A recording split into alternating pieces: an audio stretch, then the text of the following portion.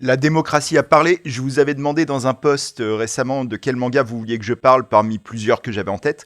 Et vous avez choisi à la majorité Nijigahara Holograph, qui est connu pour être le premier manga one-shot d'Inyo Asano. Ce qui est pas tout à fait vrai. On peut déjà parler de ça. Il y a Ronnie qui arrive dans le champ, c'est pas grave. Euh, c'est que il est sorti en 2005 au Japon, Nijigahara Holograph, et en 2005, Inyo Asano avait déjà sorti autre chose qui est ça que j'ai ici en première édition, mais que j'ai aussi en réédition, vous verrez, Un monde formidable, qui est un recueil d'histoires courtes en 2 tomes, qui là vous avez le premier tome et le deuxième qui arrive, toujours en première édition et qui sont donc des histoires courtes. Donc on peut se dire effectivement c'est pas un one shot, sauf que c'est des histoires courtes qui s'entremêlent un petit peu quand même. Il y a un peu un fil rouge et il y a une conclusion. Le dernier chapitre conclut un peu toutes les histoires. Donc est-ce que ça compte pas comme one shot quand même? On ne sait pas, à chacun de faire son tri. En tout cas, Un monde formidable est sorti avant Le chant de l'arc-en-ciel, alias Nijigahara Holograph, que vous voyez là en 2 éditions. L'édition que vous trouvez actuellement, c'est celle-là, qui est ici, publiée par Kana il y a, je sais pas, 2 ans, quelque chose comme ça. C'était après le Covid. Mais c'est une réédition, enfin c'est une réédition, c'est une nouvelle traduction, celle-là, la jaune, de cette version-là, la rose, enfin la rose et noire, qui avait été publiée par Panini en 2008, donc vraiment au début d'Inyo Asano en France. Il y avait déjà eu, moi, en fait, c'est 2008. Je racontais un peu ma vie en intro de la vidéo. 2008, c'est une période où j'avais un peu lâché le manga. J'étais étudiant à ce moment-là. Je m'intéressais à plein de trucs, mais pas spécialement au manga. Je m'étais beaucoup intéressé au manga quand j'étais au collège, école primaire, collège, lycée. Et puis j'avais progressivement lâché. Et à ce moment-là, je ne lisais plus de manga, pour ainsi dire. Et j'ai été tombé en librairie, je traînais dans un Virgin Megastore, ça existait encore à l'époque, et j'étais tombé là-dessus, sur, comme je disais, Un monde formidable, qui en France aussi était sorti avant Le chant de l'arc-en-ciel. Euh, J'avais pris ça un peu enfin, sans trop réfléchir. La couverture me paraissait marrante. Je sais pas, il y avait un truc. Je sentais que c'était pas les mangas comme ceux auxquels j'étais habitué. Parce que finalement, jusqu'à cette époque-là, j'avais lu pas mal de mangas, mais finalement, j'étais resté sur du shonen d'action, sur du Dragon Ball, du Dragon Quest. Qu'est-ce que j'avais lu à ce moment-là? Je me demande bizarrement si j'avais pas lu Black Lagoon. Je sais pas pourquoi j'ai ça en tête. Ça me paraît bizarre en termes d'époque, mais c'est possible. Full Metal Alchemist, que je connaissais aussi. Voilà. Il y avait pas mal de mangas que j'avais lus, mais j'étais quand même resté sur des titres très mainstream. Et là, j'ai senti dès la couverture et en feuilletant un peu dans la librairie que ça allait pas être un manga comme ceux auxquels j'étais habitué. Qu'il y avait un truc plus réaliste, plus bizarre, plus émotionnel, qui correspondait peut-être plus au jeune homme que j'étais devenu. Je devais avoir la vingtaine à ce moment-là. Et en fait, c'est ce manga-là, c'est Un monde formidable d'Inyo Asano, qui m'a remis au manga à la fin des années 2000. Et suite à Un monde formidable, en France est sorti, je sais plus si c'est dans le bon ordre, mais était sorti aussi Solanine, qui est pour moi un des meilleurs mangas d'Inyo Asano, en 2 tomes toujours, qui est là pour le coup une histoire, il n'y a pas de doute que c'est une histoire c'est pas une suite d'histoires courtes, quoi. C'est une vraie histoire en 2 tomes, qui est un très très bon manga dont on parlera peut-être un jour, peut-être pas, je ne sais pas. Et était sorti aussi avant Le chant de l'arc-en-ciel, Le quartier de la lumière, qui là est un recueil d'histoires courtes aussi, un petit peu lié aussi, pareil, il y a un peu un fil rouge comme dans Un monde formidable. Là, le fil rouge est plus ténu, c'est juste que ça se passe dans le même quartier. Petit truc que j'ai noté. Alors là, il y a pas tout ça, c'est publié par Kana. Tous les mangas que je vous ai montrés, à l'exception du Chant de l'arc-en-ciel, la première édition de Nijigahara Holograph qui date de 2008, qui elle était par Panini. Et derrière le Panini, il y a le prix d'époque 2008, 8,95 €. Ça fait très très mal. C'est un très grand format. C'est un format plus que le grand format auquel on est habitué aujourd'hui. Là, vous voyez, Nijigahara Holograph est un grand format classique. Et vous voyez que la version Panini était encore plus grande et était ultra soignée. Alors je pense qu'on voit pas trop, mais la couverture est un peu en vernis sélectif comme ça. Elle est vraiment très belle. Il y a une page rose bonbon comme ça au début. Enfin, il y a une édition vraiment très soignée pour 8,95 €. Ça fait très très mal de se dire qu'en 16 ans, on a plus que doublé le prix. Hein. Sur un manga comme ça, on est à 20 € là aujourd'hui. Donc c'est un peu dur. Et et ce Chant de l'arc-en-ciel, donc je l'avais acheté dans la suite de mon intérêt pour Inyo Asano qui était en train de naître, où j'avais lu Un monde formidable, Solanine, Le quartier de la lumière, et j'avais découvert le Chant de l'arc-en-ciel, quoi, qui est sorti un peu après les autres, même s'il est plus vieux techniquement. Et c'est moi, c'est donc comme je dis, c'est vraiment Inyo Asano qui m'a remis au manga. C'était une période vraiment où j'étais à la fac. Je me rappelle très bien de mon quotidien de l'époque de 2008, où je vivais plus chez mes parents. J'étais parti de chez mes parents depuis quelques temps. Et ouais, je traînais à Paris, j'allais beaucoup dans des librairies. Je faisais pas, c'est pas que je faisais pas grand chose de ma vie, parce que j'avais des cours et tout, mais ouais, je m'ennuyais assez. Et la redécouverte des mangas, et notamment du manga, on va dire adulte, qui n'était plus simplement du shonen d'action, m'a vraiment beaucoup accompagné à ce moment-là, et notamment Inyo Asano, ça a été très important pour moi. Et ce qui est marrant, c'est que c'était une époque où, bon, aujourd'hui, tout le monde est à peu près d'accord, même si vous aimez pas trop Inyo Asano, il y a des gens qui aiment pas trop, ce que je peux comprendre, il y a des choses qu'on peut lui reprocher. Mais à peu près tout le monde est d'accord pour dire que c'est devenu un grand nom, c'est un des noms majeurs du manga moderne, quoi, du manga contemporain. C'est un mec important.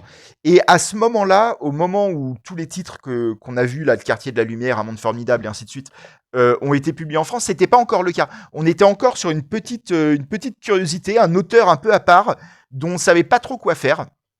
Et les mangas paraissaient, c'était un peu les premiers grands formats comme ça que je voyais. Alors, je pense que c'était pas les premiers réellement à sortir en France, mais c'était pas le format de manga habituel. Il y avait un truc qui me plaisait beaucoup dans la découverte d'Inyo Asano à ce moment-là.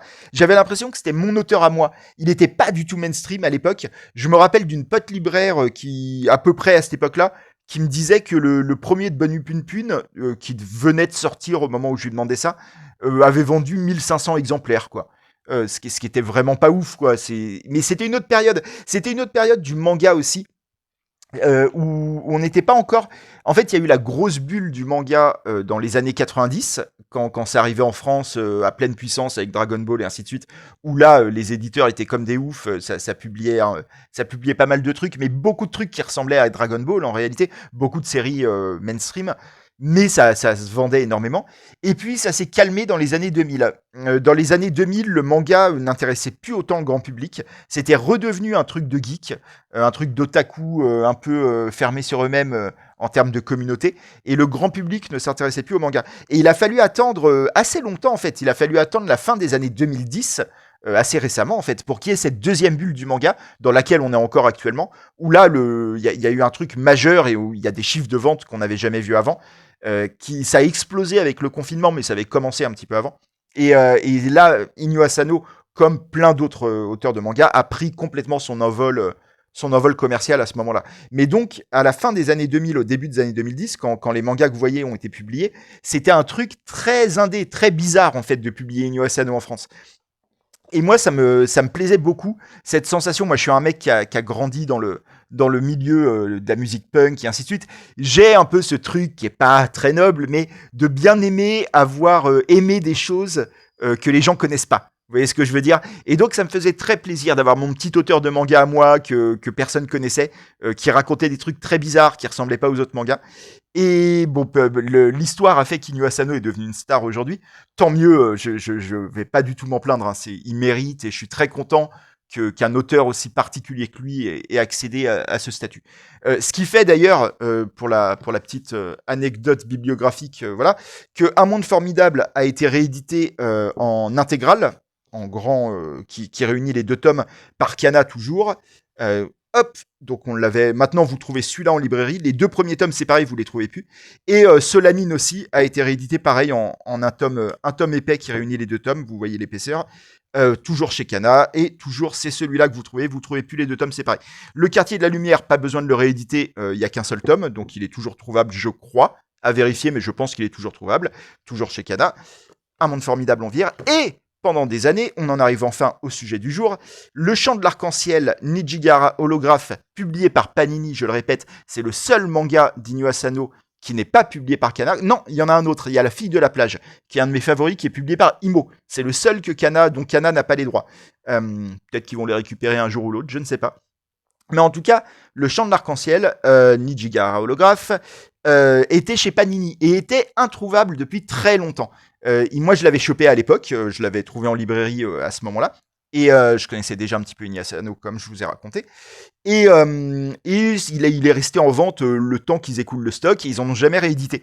Même quand Inu Asano est devenu célèbre avec Bonne Nuit Pun Pun et puis encore plus avec Demon Destruction, ils ont jamais réédité le truc. Je sais pas pourquoi. Est-ce qu'il y avait des histoires de droit? C'est possible. C'est possible parce que le fait est que la réédition que vous voyez là, la jaune, qui est sortie il y a peu de temps, est chez Kana, comme je disais.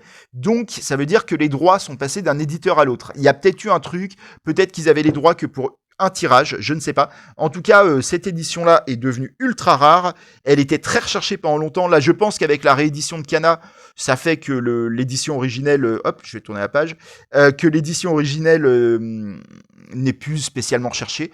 En tout cas, elle existe toujours sur le marché de l'occasion. Elle est toujours très chère. Elle est à plus de 100 euros, je crois, quand je regarde. Moi, je compte pas me séparer de la mienne parce que c'est un souvenir, comme je dis, d'une certaine période de ma vie. Donc je suis très content de l'avoir. Voilà. Donc je vous montre les deux éditions. On va feuilleter plutôt la nouvelle parce que donc il y a une retraduction. C'est celle que vous trouvez. Donc en fait c'est plus, ça me paraît plus comment dire, plus utile pour vous de voir l'édition que vous pouvez trouver en magasin, quoi. Donc on va poser la collector et on va travailler avec celle de Kana. On va faire la vidéo, quoi. Nijigahara Holograph, c'est un one shot donc qui est, comme je disais, qui est interprété comme étant le premier de Inu Asano, même si c'est discutable.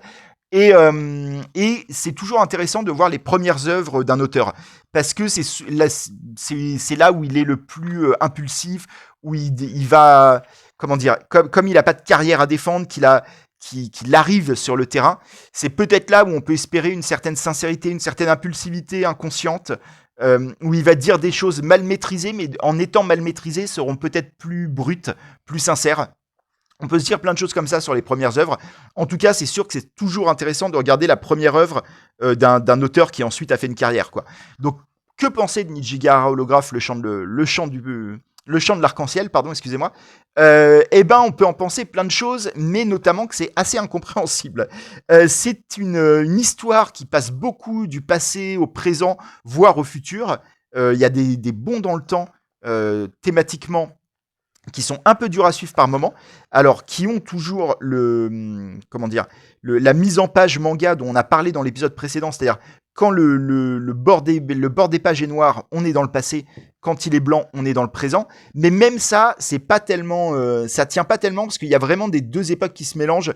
On sait pas quel est le temps de référence. Le temps de référence dans un récit, c'est-à-dire le temps à partir duquel on juge, quoi. Quand on dit on est dans le futur ou le passé, c'est à partir du temps de référence qui fait figure de présent.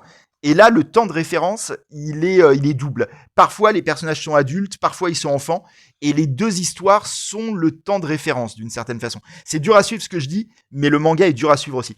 On va suivre un groupe de gamins, puis d'adultes, qui sont liés autour d'une espèce de secret, mystère, on ne sait pas trop, qui a à voir avec un tunnel qui est dans le parc près de chez eux, un tunnel et un trou qui donne sur ce tunnel, une espèce de trou carré là que vous voyez là, qui permet de tomber dans le tunnel.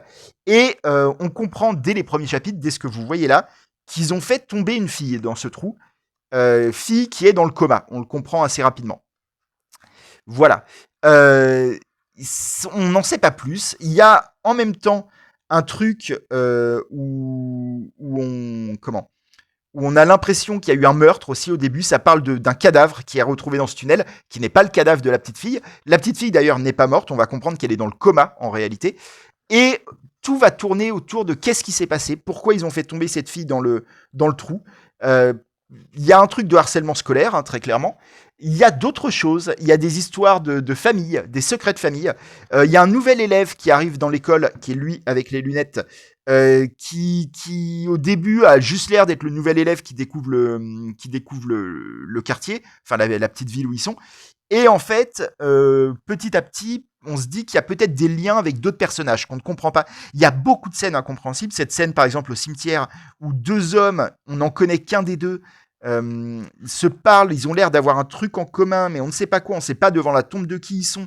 Et il y a plein de scènes comme ça, où on voit des personnages parler d'un truc, parler de quelqu'un, parler d'un sujet, de mentionner un prénom, des choses comme ça, sans qu'on ait du tout les références, et parfois elles ne nous sont même pas données après. Donc le manga est vraiment très dur à suivre.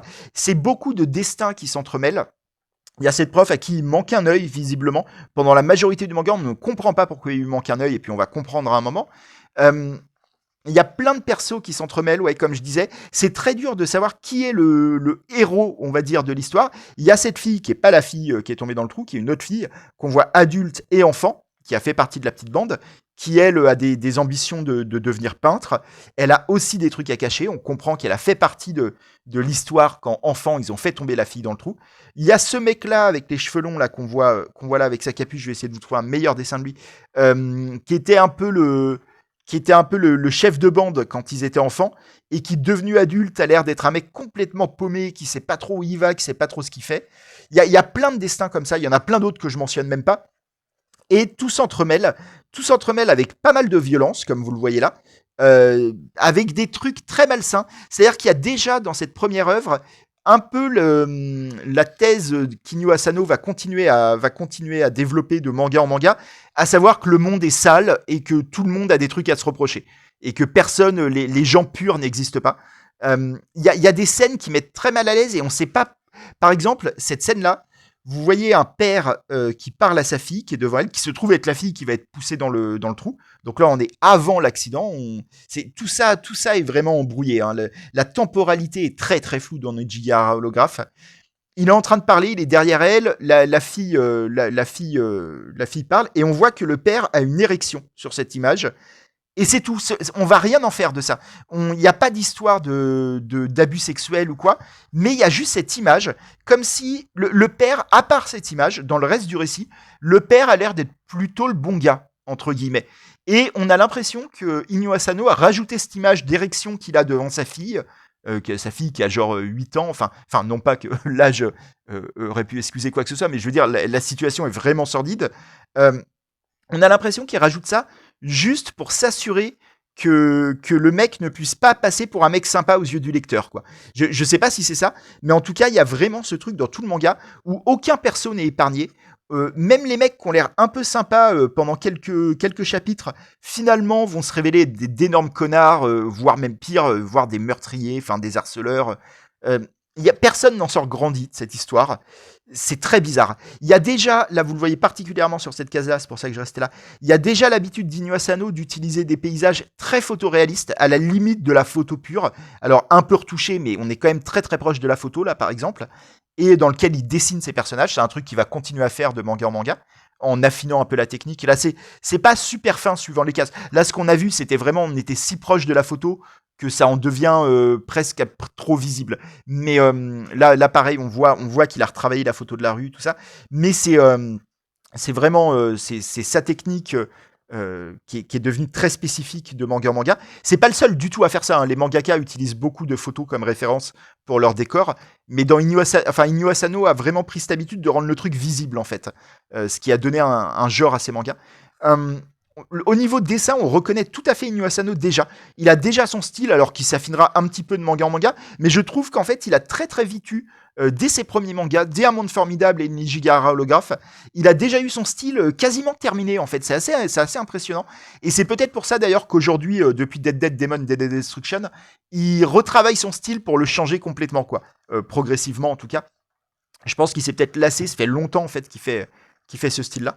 Et voilà, et donc Nijigahara Holograph, ça se comprend. Quand vous arrivez à la fin, vous avez à peu près compris de quoi il en retournait.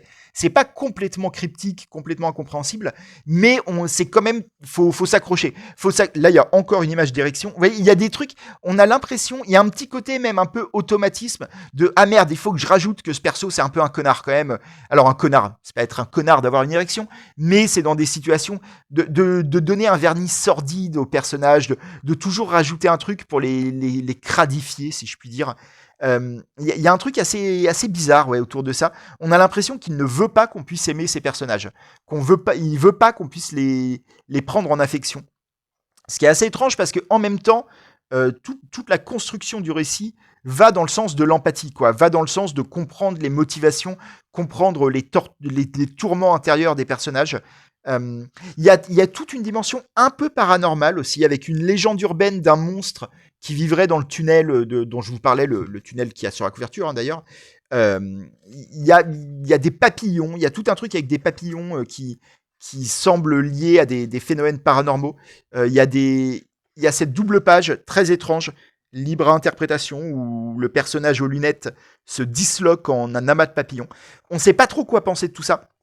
Mais en tout cas, c'est intéressant de voir ça comme la première œuvre d'un auteur qui va déployer d'œuvre en œuvre après ça, avec Bonne Nuit Pune, avec Solanine, avec La Fille de la Plage, avec absolument tout ce qu'il a fait. Déployer un univers très à lui, qui est pourtant inscrit dans un réalisme très très fort. Hein. On est vraiment sur du manga ultra réaliste avec Inyo Asano. Mais pourtant, c'est du ultra réaliste d'auteur, où on reconnaît vraiment un univers. Il y a un truc, il y a une mythologie Inyo Asano, si je puis dire, qui démarre un peu avec Nijigahara Holographe et Un Monde Formidable. Comme je disais, c'est en fait les deux premiers. On peut juger que l'un ou l'autre est le premier. Ça s'est entremêlé en plus en termes de prépublication au Japon. Les deux datent de 2004-2005. Ça s'est déroulé à peu près en même temps. Donc, il y a déjà un peu toutes ces obsessions, tous ces styles, tout ce côté, cette obsession pour voir le mauvais côté des choses, voir le monde comme quelque chose qui ne peut pas bien se terminer, qui ne peut pas être bon, qui ne peut pas être beau. Même les instants de beauté vont finir gâchés, forcément. Au mieux, ce sera un souvenir qu'on regrettera. C'est tout ce qu'on peut espérer. Et il y a vraiment ce truc-là dans Inyo Asano, il y a vraiment ce truc-là déjà dans Nijigahara Holographe. Donc c'est marrant de voir, et c'est peut-être propre aux auteurs, quand je dis auteurs, c'est-à-dire les gens qui ont vraiment quelque chose à dire, entre guillemets, qui sont guidés par une envie d'un message particulier, un message ou en tout cas un discours particulier. C'est que dès la première œuvre, il y a déjà tout dedans. C'est déjà un digest de toute l'œuvre d'Inyo Asano. C'est intéressant de relire Nijigahara Holographe pour ça, sous cet angle-là, de voir déjà que tout y est. Son obsession pour le suicide, son obsession pour le sexe, d'une certaine façon, parce que ça parle très peu de sexe dans Nijigahara Holographe, mais quand même, comme on l'a vu, il y a ces images d'érection, il y a ce truc de... Quand même, il y a des histoires, il y a une histoire de viol, je vous en dis pas trop, mais il y a plein de choses comme ça qui s'entremêlent. Il y a déjà cette obsession pour l'enfance aussi, pour l'enfance et pour les regrets. Inyo Asano a vraiment ce truc de... on regrette forcément son enfance. Tous les adultes ont envie de retourner à l'enfance. Il y a tout ça qui se mêle. Le harcèlement scolaire. Il y a il y a aussi la bande d'enfants. Je vais essayer de vous trouver une image. Qui est un truc qui est dans quasiment tous ces mangas, quoi. La bande de beaucoup d'enfants où ils sont assez nombreux. Je sais pas si je vais trouver une image où on voit un peu la bande. On la voit là. Au moment où il pousse la fille dans le trou. Mais en gros, il y a une petite dizaine d'enfants quoi, qui vont être plus ou moins développés. Ils sont pas tous au même rang dans le développement scénaristique. Mais il y a toute une galerie de portraits d'enfants devenus adultes plus tard. Filles et garçons. Il y a plus de garçons que de filles, mais il y a quand même pas mal de filles en fait dans Nijigahara Holographe. Il y a au moins 3 filles importantes, ce qui est 4 si on compte la prof, ce qui est en fait pas mal au final par rapport à d'autres, par rapport aux mangas qui vont suivre, notamment Bonne Nuit Pune. Donc voilà, c'est un manga que je peux pas conseiller à tout le monde. C'est clairement pas le meilleur d'Inyo Asano, loin de là. C'est trop cryptique. Il y a un truc, ça donne quand même l'impression. Alors, il était jeune à l'époque, 2008, on est déjà à plus de 15 ans quand même pour ce manga en France, et c'est 2005 au Japon, donc on est à 20 ans quasiment. Donc oui, il était très jeune, il avait lui-même la vingtaine à peu près. Donc, je pense qu'il y a un côté, c'est un manga de mec malin. C'est un manga de mec qui veut montrer qu'il est intelligent, et c'est sûr qu'il l'est, mais il le montre un peu trop. Il y a un peu trop ce côté de « Ah, vous comprenez rien, mais c'est normal, faut le lire 4 fois pour comprendre. » quoi. Et c'est un truc qui peut avoir un certain charme, mais qui sonne un peu prétentieux, si je puis dire. Dans ce qu'il va faire après, notamment Solanine, Bonne Nuit Pune, voilà. Il y a plein de mangas qui vont arriver après, La Fille de la Plage, où il aura beaucoup plus compris comment raconter une histoire, comment la rendre compréhensible, partageable aux gens, avec les gens. Et ça va rendre cette histoire beaucoup plus sympathique, je trouve. Mais déjà, dans Nijigahara Holographe, il y a déjà ce truc un peu obsessionnel, un peu... on peut être fan de ce manga. Et d'ailleurs, moi, j'étais devenu fan d'Inyo Asano à ce moment-là. Alors, pas avec Le Chant de l'Arc-en-Ciel, c'est comme ça qu'il s'appelait à l'époque. Ils ont perdu la traduction française dans la seconde édition. Ils l'ont retiré. Mais avec Un monde formidable, avec Le quartier de la lumière, tout ça, j'étais vraiment devenu fan. Et je pense que c'est un auteur, c'est très facile de devenir fan d'Inyo Asano, y compris avec Nijigahara Holograph comme porte d'entrée, parce que il y a un truc où c'est très particulier, c'est très à part. On sent qu'on est en train de lire quelque chose d'intime, bizarrement. Alors, c'est pas autobiographique ni rien, mais on sent qu'on est dans l'intimité de l'auteur, qui nous montre des trucs qui ne sont pas. Il nous montre des scènes, des dialogues, des situations qui ne sont pas censées avoir de spectateurs d'une certaine façon, qui ne sont pas censées être vues par qui que ce soit. Et donc, il nous place dans cette position privilégiée de lecteur qui lit une histoire qui aurait dû rester secrète, a-t-on l'impression. C'est un peu ça que fait le chant de l'arc-en-ciel, ce qui va avec le fait qu'on ne comprend pas tout, mais qui exerce, je pense, sur le lecteur qui est un peu ouvert à ça, un vrai charme très particulier. Donc je pense, si vous êtes fan d'Inyo Asano, c'est quand même une lecture importante. C'est un de ses tout premiers mangas.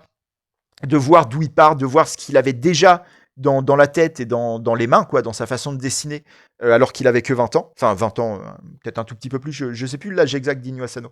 Mais il a la quarantaine, donc ça devait être à peu près ça. Et, euh, et voilà. J'ai pas vraiment de trucs à raconter dans plus. J'espère que ça vous a intéressé. Donc, l'édition que vous trouvez, c'est bien celle-là, hein, chez Kana, Nijigahara Holograph, qui elle, aujourd'hui, doit être à. Je ne sais pas, il y a un code prix, mais on doit être dans les 15 euros minimum, voire plus. Et l'édition que vous ne trouvez plus du tout, Le Chant de l'Arc-en-Ciel, chez Panini, qui était vendu 8,95 €, je le répète, ça fait très très mal de voir ce prix-là aujourd'hui. Hein. C'est en 15 ans, même pas en 15 ans, ouais, en 15 ans, l'inflation qu'il y a eu sur les mangas, c'est une dinguerie. Et celle-là, vous ne la trouvez plus du tout, et surtout pas à 8,95 €. Vous la trouvez peut-être à 100 € sur Manga Occasion, des sites comme ça. Voilà. Merci à tous. On se retrouve la semaine prochaine pour le deuxième manga que vous avez plébiscité dans mon petit sondage de la semaine dernière. Je vous dis à bientôt avec Ronnie qui s'est posé là. Ciao Ronnie, dis au revoir. Allez, à la semaine prochaine. Prenez soin de vous.